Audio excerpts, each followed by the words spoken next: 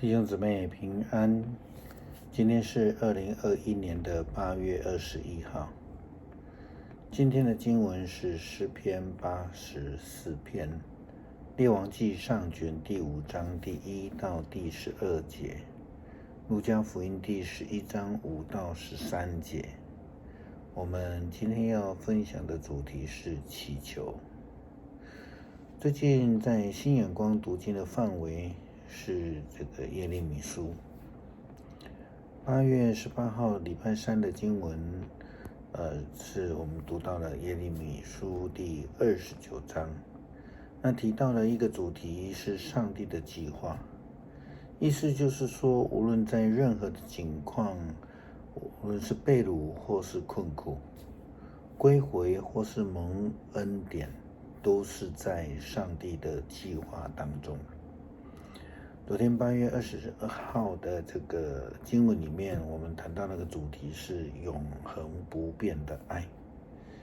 先知耶利米虽然是在犹大国被掳之前受呼召来传递上帝的审判预言，但是他同时也传达了一个非常重要的信息，这个信息就是说，上帝要透过苦难，这个苦难是为了让以色列人来回转向上帝，然后再度的跟随上帝，而不是为了要毁灭。如同帖撒罗尼迦前书的经文里面第5章第9节也这样说道，因为神不是预定我们受刑，乃是预定我们借着我们主耶稣基督得救。重点不是在上帝要惩罚人，重点是也不是上帝要纵容人，而是上帝要透过苦难呢，让人来经历它，来学习倚靠它，来亲近它，回转向它。更重要的是，人必须要向他祈求，祈求的先决条件就是在一个转向，就是回转向神。所罗门王的智慧在当时候呢，声名远播，遍传了天下。那据传呢，当时候在所罗门王统治的时期，以色列的商业极其发达，有从推罗来的，有从埃及来的，阿拉伯等地，以及他施，就是现在的西班牙、厄斐和南印度等海路来的货物，这些是一个交易，其实也是一种进贡的一种方式哈。那这些进贡给所罗门的国家或是领袖，基本上都是有求于所罗门的。那所罗门王都会回应他们的请求，给予协助或是保护。经文也告诉我们，所罗门给了西兰的一个请求，他说，西兰呢，照着所罗门所要求的，给了这个香柏木和松木。所罗门给西兰麦子2万哥姆，清油20哥姆，做他的食物。所罗门每年都这样给西兰，但看起来是一个交易但是事实上是从请求来的。那这样子两国有一个和好的关系的基础。当然，对所罗门提出的需求，这些国家或是我们刚刚提到的西兰，他都一一的回应他的要求。所罗门对西兰说：“你知道我父亲大卫在因为四围的征战，不能为耶和华他的上帝的名建殿，直到耶和华使仇敌都降服在他的脚下。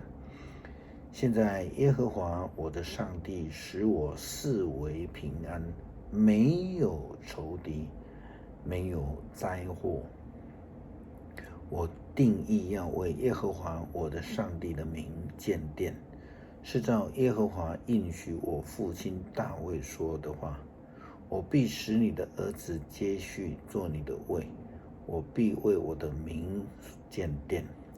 所以求你吩咐你的仆人在黎巴嫩为我砍伐香柏木，我的仆人也必帮助他们，我必照你所定的。这是西兰对所罗门这个谈的的一个回应呢，他也很快的爽快的答应。西兰也对所罗门这样说：你差遣人向我所提的内事，我都听见了。论到香柏木和松木，我必照你的心愿而行。我的仆人必将这木料从黎巴嫩运到海里，扎成筏子，浮海运到你所指定我的地方，在那里拆开，你就可以收取。你也要成全我的心愿，将食物给我的家。这个是一个互利的一个状态，因为呢，耶和华上帝与所罗门王同在，并且赐他满满的福分。那透过各国的领袖求智慧或是进贡来的，那这个所罗门他本身也成了各邦国的一个祝福这个是大概就是上帝要的一个目的了哈。上帝也跟以色列人来立约，要保守赐福他们但是我们前面所分享到的，以色列人必须先做一件事情，就是要跟上帝和好，回转向上帝，然后向上帝所祈求的就必得到赏赐。这样的应许在今天也是在对今日的这个基督徒所说的一些话。耶稣基督说：我又告诉你们，你们祈求就给你们，寻找就寻见，叩门就给你们开门。因为凡祈求的就得着，寻求的就寻见，叩门的就给他们开门。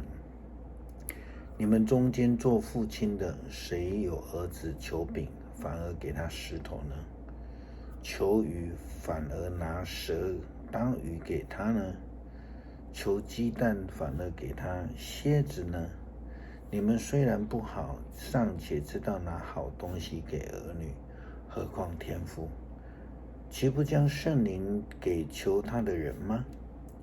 不但上帝应许要赐福给我们，耶稣基督在教导门徒祷告的时候，也就更进一步的说道，他说：你们不可以效法他们，这是指法利赛人因为你们没有祈求以先，你们所需要的，你们的父早已知道了。那就这样子，我们就知道了，重点不在于求什么，其实重点在于我们跟上帝的关系如何，这是非常重要的。